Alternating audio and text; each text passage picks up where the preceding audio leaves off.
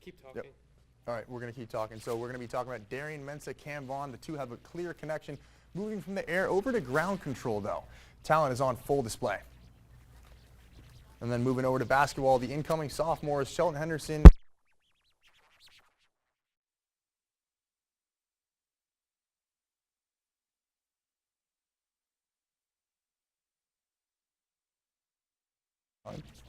Go. Yeah. All right. Incoming sophomores, Dante Allen and Shelton Henderson have announced they're coming back.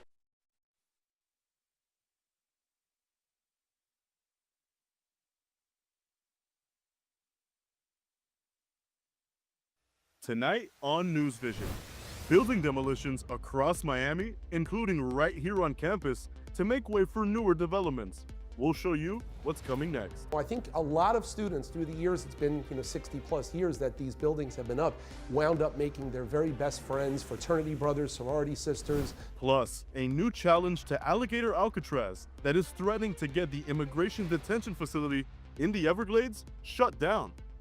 And later on, students are gathering at the Shalala Center right here on UM's campus to hear from experts in the sports world about the future of the industry. Meeting new people is all about networking. We have a lot of high caliber speakers, especially this year. All this and more coming up on NewsVision, and it starts right now.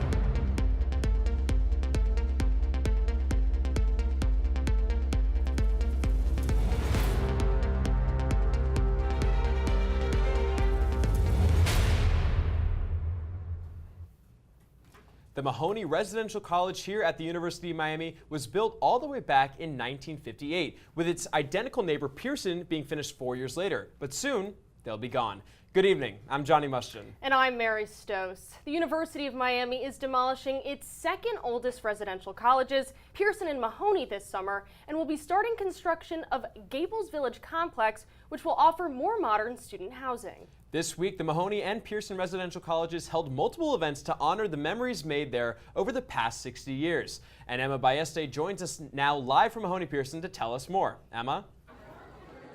Johnny, I'm here inside the Mahoney Pearson residential colleges where students and alumni are saying goodbye to a piece of the University of Miami's history. All week, students and alumni have been gathering here to celebrate the history of these beloved dorms with activities like a walk-through gallery that showcases the memories of decades. And after more than 6 decades, this building is set to be demolished, making way for a new, more modern student housing complex. But for those who lived here and once called this place home, this is much more than the building coming down. It's the end of an era.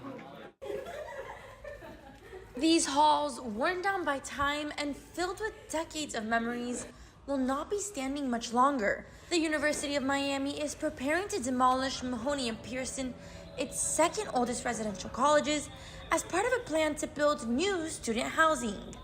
But for many students, the story here isn't about what's next.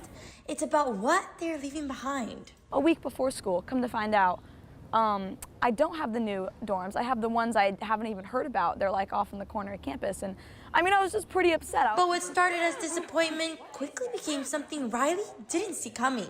I met my best friends here, and I met them because it was old and because it was an outdated building. Since then, we have become nothing but best friends. Like, when I tell you these girls are going to be my bridesmaids, like, they're gonna be my bridesmaids. And that same story has been playing out here for decades. I wound up in Mahoney Pearson completely by accident. I was supposed to be assigned to Eaton, and I think that the roommate, my potential roommate, maybe didn't want to have a roommate because he kind of like trashed the room. And I went to the office and I'm like, this is not, totally copacetic here. And they wound up saying, well, we have a room in Mahoney Pearson. University of Miami professor and alum Dr. Seth Levine says, like many others, that changed his life. I made my best friends here in Mahoney, and I think that happens a lot. I mean, many of them were ushers in my wedding and godparents of my daughters. So I think a lot of students through the years, it's been 60 plus years that these buildings have been up, wound up making their very best friends, fraternity brothers, sorority sisters. And it wasn't just studying and making friends. Mahoney Pearson had its fair share of fun too. My friends and I, we were somewhat practical jokers. We were always getting in trouble with our RA, but just great memories. But as much as these memories mean to students and alumni, the university says change is necessary.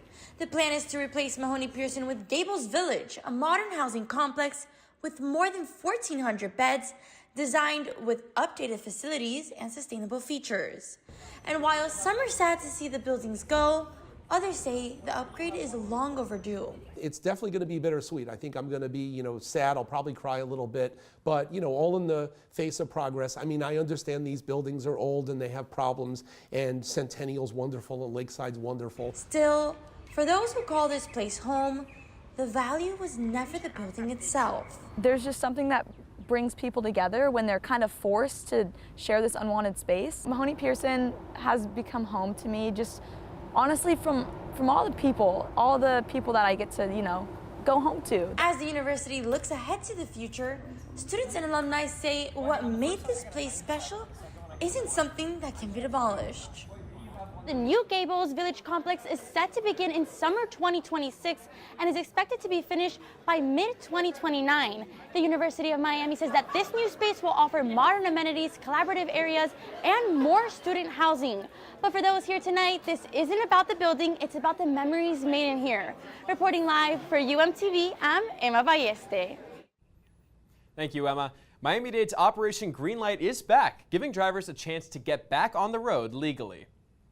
The operation helps residents with old traffic tickets and court fees that have been sent to collection agencies during the program. The clerk's office can recall those fees, allowing people to pay them off or set up a payment plan. This saves drivers up to 30%. Officials say the impact is significant, helping thousands of people become eligible to reinstate their licenses and saving Miami-Dade residents almost $1.5 million with more than 185,000 suspended licenses in the county. The goal is to get people driving legally. It helps them just continue their life, right? It helps them continue with their jobs, helps them take their children to school. And while Operation Greenlight makes a big difference, the court clerk says he believes long-term solutions like lower cost of living and more affordable fees could help prevent drivers from falling into collection debt in the first place. The program runs until April 19th, and to find out how to participate, visit miamidadeclerk.gov. And April is Earth Month, and one South Florida organization is cultivating urban spaces to make a greener Miami. Brian Matute spent a day in the dirt with the Miami Underline. Brian, what can you tell us about the Underline's plans? Yeah, the Underline brought out dozens of volunteers to help garden and plant below the Miami Metro. And although some argue that any available space should be used for things like parking lots to fight overcrowding in Miami, others say the benefit of plants would be huge amid constant urban development. Miami is known for its cityscape and high-rise buildings, but just down below the Miami Metro Rail, a different kind of growth is taking root. Dozens of volunteers participated in the Day in the Dirt event on April 4th to help turn the Underline into a 10-mile urban green space in a rapidly growing city. I came out here because I just love plants. Miami resident Quinn Gorilli is a plant lover that rides the metro every day. So, when she found out there's a garden right below her daily commute, she didn't hesitate to get her hands dirty.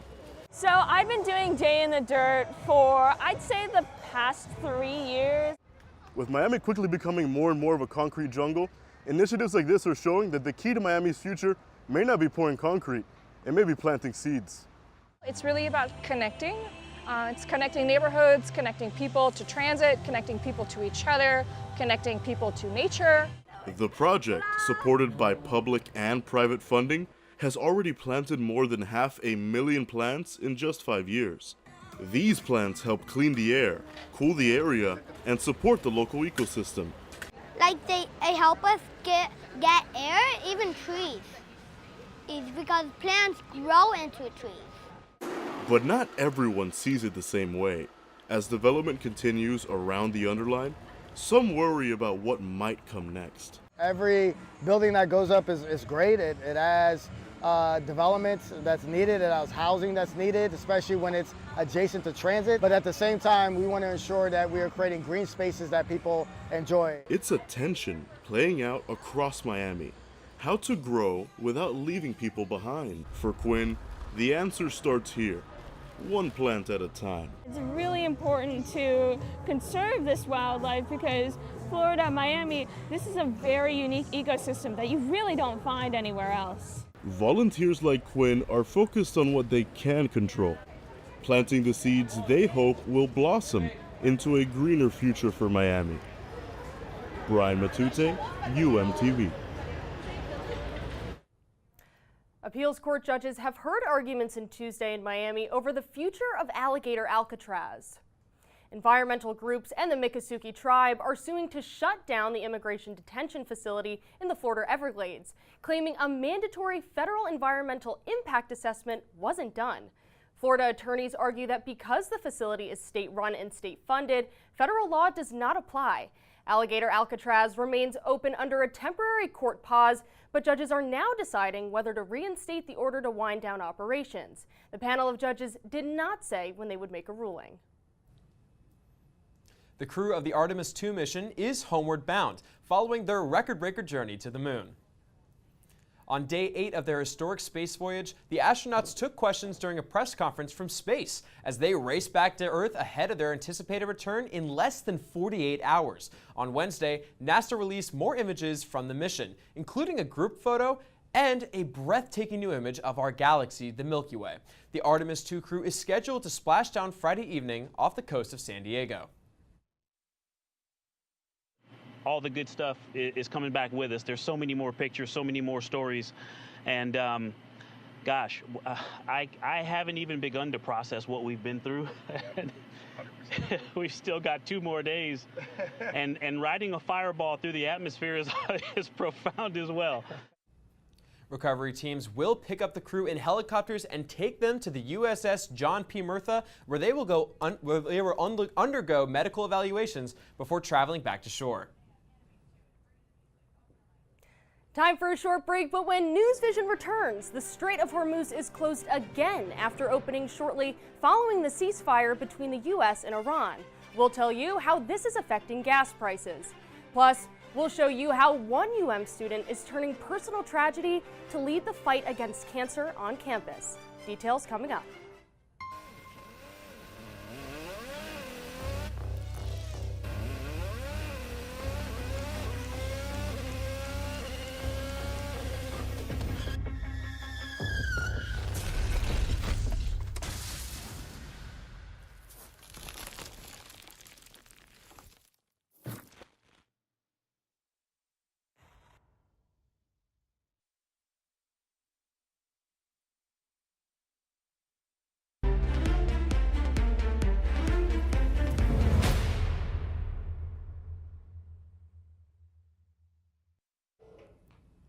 The announcement of a 2-week ceasefire in the war in Iran sent oil prices plummeting, but experts say lower prices for everything from gasoline to airfares to produce will not come quickly for consumers.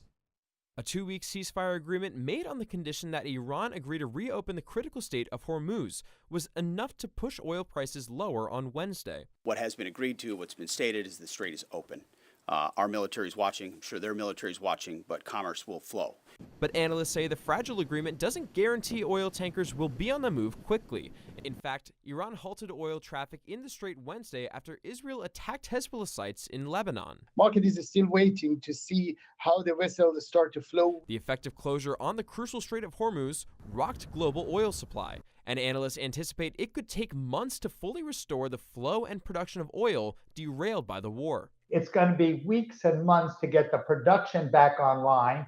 And given that about 3 million barrels a day of refining capacity has been damaged, that can take months to years to be repaired. Lingering uncertainty pushed the average price of a gallon of regular gas to $4.16 on Wednesday, according to AAA. And while retail gas prices are expected to start falling in the coming days if all holds, price tracker GasBuddy estimates it'll still take 1 to 2 weeks for the average to get back below $4, leaving the squeeze on drivers, but also businesses, who have started to pass on those higher costs along to already weary consumers, with new fees for things like shipping and logistics.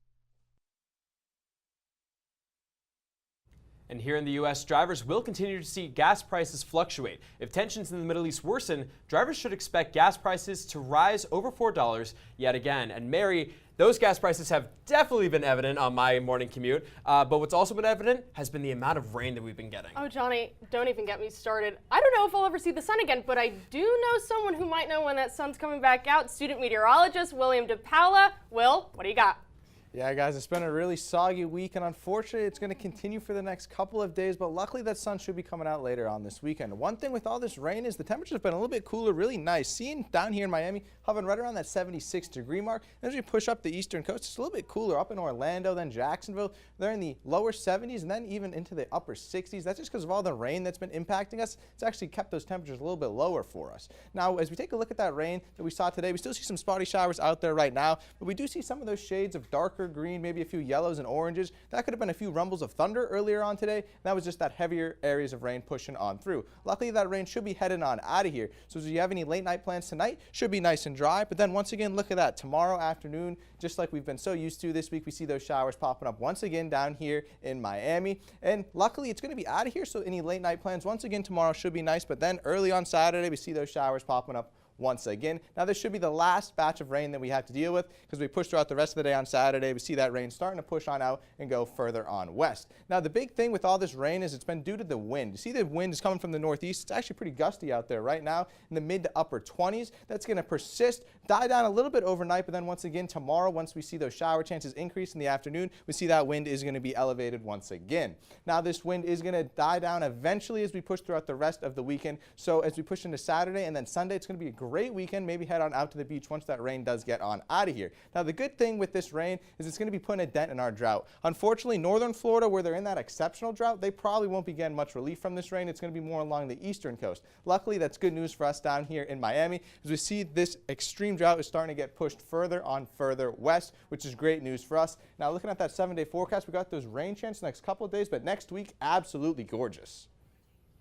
Thank you, William. When it doesn't rain, the weather right now is perfect for a bike ride. Building a mountain biking park in Miami sounds unlikely, but as Peter DeWetter shows us, one volunteer turned that unlikely vision into reality, carving trails, moving dirt, and building a community along the way. Most people learn how to bike when they're young. But how about building and maintaining bike trails? That's a different challenge. The Virginia Key Bike Park spans 50 acres of trails, from beginner loops to advanced drops, and it exists because volunteers refuse to take no for an answer. Courting the city to get it, and yes, no, it's postponed, it's cancelled, it's changed, and after 5 years... It took 5 years before he got the go-ahead phone call. I say, Frenchie, here's the key to the park. But waiting for approval is not what Frenchie was doing. Better to ask for forgiveness than permission. So Frenchie did start prior to getting permission, and that was how we got him permission, was by showing that he could perform. And what surprises many people is not just that the park exists, but where it actually is. This entire park sits on what used to be Miami's gravel and dirt dumping grounds, creating elevation changes like this up to 50 feet tall. And through the help of volunteers, things like these jumps were made possible. Frenchie was eager to get the job done. I promised the place would open on February 20th, 2011 with 4 miles. And we opened on February 2011 with 4 miles. Only 2 places open on time in Florida, Disney World and Virginia Key. More than 8,500 volunteer hours later, Frenchie, who is now 70 years old, still shows up every weekend to focus on 2 things. Accident prevention. And building a community. Club president Nick Sabatini knows he isn't just maintaining trails. He's basically the energy. He's the presence. You know, he's that familiar face. It's my sports, it's my hobby, it's my pastime, it's my relaxation, it's... Reaching riders of all ages. I feel happy because I'm in a good environment to ride in. That excitement is passed down to the next generation through events like Take a Kid Mountain Biking Day, where volunteers teach kids how to ride safely and even race against friends for medals. When Frenchie puts that medal over that youngster's neck, I mean, he's just glowing. And then you see why it's so important that he continues to be here and that he does what he does. No matter what's going on, he's always eager to help out. What does resting mean? Resting mean, see the metal here? Because for Frenchie, it's never really been about the dirt. It's about the people. When everyone else is smiling, so is he. From Virginia Key, Peter DeWetter, UMTV. And speaking of Brickell Key, residents there are preparing for the implosion of the former Mandarin Oriental Hotel.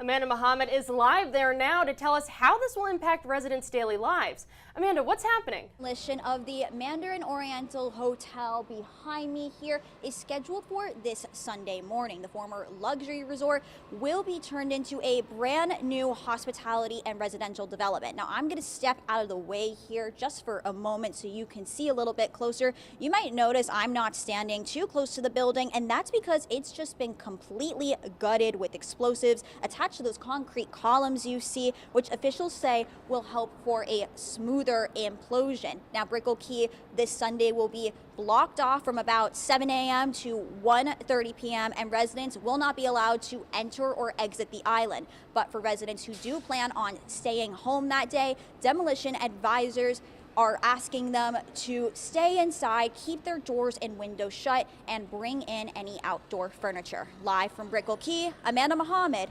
UMTV. Thank you, Amanda. Switching gears now to a disease that impacts nearly every family in some way, cancer. The University of Miami Sylvester Comprehensive Cancer Center is one of the leaders in the fights against the disease. And Vivian Amoya joins us now to tell us about one campus initiative. That's right, guys. The university has hosted an annual event called the Relay for Life on campus for the 20th year last week.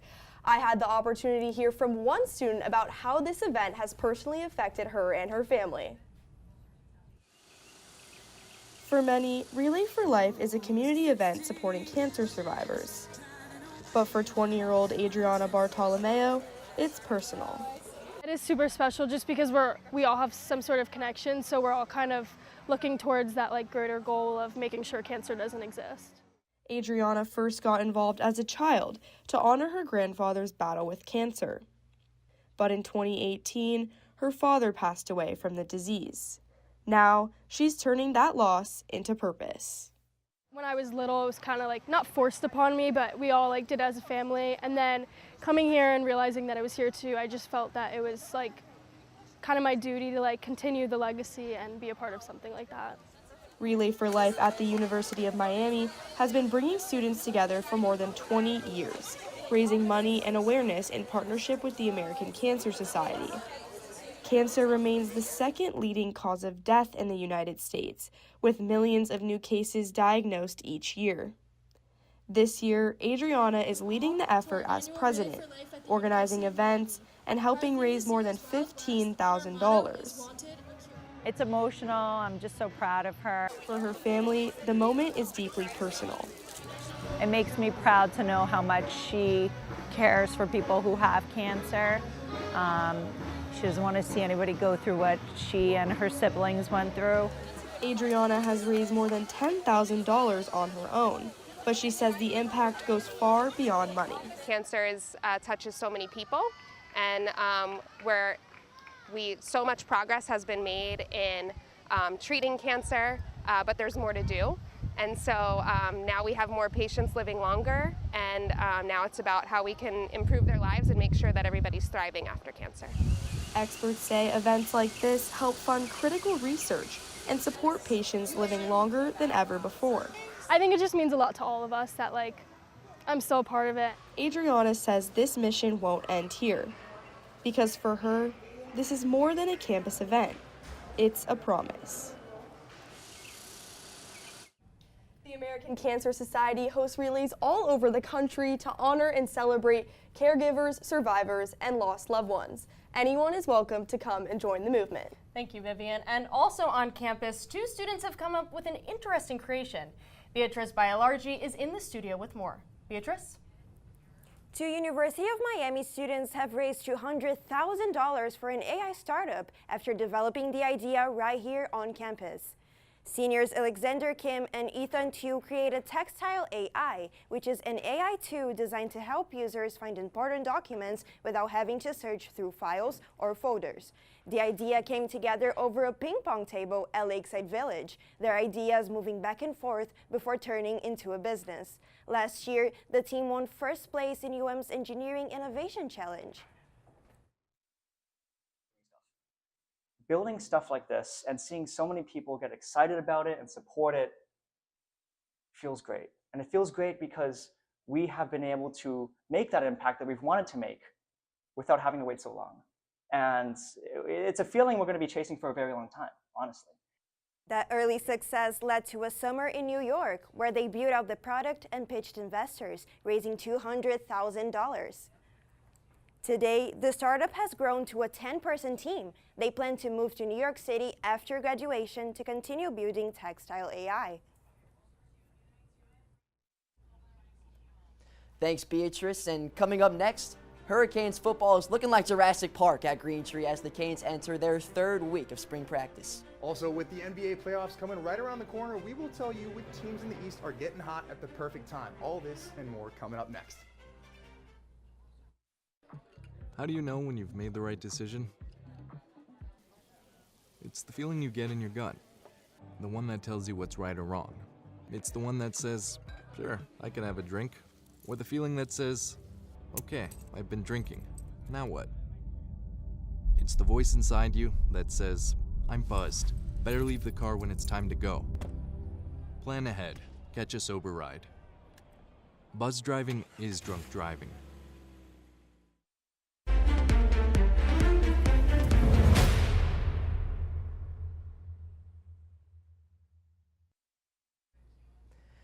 Welcome into the 2-minute drill. Liam Hickey alongside Luke Bell, and we'll waste no time getting down to Green Tree where Hurricanes football is in week 3 of spring practice. The pads are now on and it is getting violent. That's right, Liam. Just a couple weeks ago, we were looking at a little chemistry between quarterback Darian Mensah and wide receiver Cam Vaughn. We transitioned from the air over to ground control. The talent of this roster is on full display. Hard Knocks with the Creatures from Coral Gables continues until April 18th, but what about the hardwood? Well, the Canes basketball roster is slowly starting to be pieced together for next year. That's right. Incoming sophomores Dante Allen and Shelton Henderson just announced they're coming back to the U for round 2, and that is huge news for Canes hoops. These two set the table for Miami under head coach Jay Lucas, taking over in the Canes' win against Missouri in the NCAA tournament. Exactly. And speaking of Jay Lucas, the new sheriff in town, he was just named the Walter Clayton, the biggest stage, he was the Clarence Gaines head coach of the year, and that is immaculate because listen, talk about a coach who moved right into Miami, made a difference, and it's really clicking. And this guy's not done. He's already on the prowl for new prospects in the transfer portal ahead of next year, and even including that, do you know who's also in the hunt? The Miami Heat, who are on the brink of the NBA Eastern Conference playoffs as the last team in the field. Speaking of the Miami Heat, right now they are the 10 seed, and we look at right here for this play-in tournament, it's heating up. That's Classic Eastern Conference. But we look at the Hawks right now. There's only a 3.5 game difference in between these teams, but who wants it more? We go to the bracket coming up right here. There's 4 teams right now that want it. Only 2 teams can make it into the playoffs. Play-in tournament's coming up this next Tuesday, April 14th. Stay tuned. It should be an absolute show. Only 5 days left. The postseason hype is reaching a fever pitch, similar to how the energy was buzzing at the Shalala Student Center today, where students got a front row seat to the 11th annual Sports Industry Conference that brought together professionals from across the field to share their experience and advice. Hosted by the School of Education and Development, the event featured speakers from a wide range of careers, including media, business, marketing, partnerships, and cultural affairs. From NIL agents to former Hurricanes athletes, panelists offered real-world insight into breaking into the industry and building a career. Students had the chance to ask questions, make connections, and learn directly from professionals. I think there's value in everything, in just coming, learning to wear professional clothes, get ready for your resume, meeting new people. It's all about networking. We have a lot of high-caliber speakers, especially this year. Organizers say the goal is to give students a meaningful professional development opportunity, helping them network, gain experience, and potentially land future jobs in sports. That's all the time we have for this edition of the 2-Minute Drill. Mary, back to you. Thanks, guys. And finally, a couple of bald eagles have welcomed 2 new chicks in Big Bear, California, just in time for Easter. The beloved bald eagles named Jackie and Shadow are the stars of the town, with their nest being live streamed 24/7. Their brand new eaglets hatched on Easter. Normally, Jackie likes to lay her eggs in January, and so for it to hatch on Easter, well, that's quite special. Traditionally, local third graders will pick the names for the brand new eaglets, but for now, they are known as Chick 1 and Chick 2. Now, I don't know about those names, but Mary, do you have any idea for what they want to name the eaglets? I think for one of them, the name should be Ed. I don't know why, Ed? it just fits. Yeah. Ed and Eddie, maybe? I don't know. They definitely look like that. So Ed. Well, that's all the time that we have this week for NewsVision. Thank you for joining us. We'll see you next week, same time, same place. Have a good night.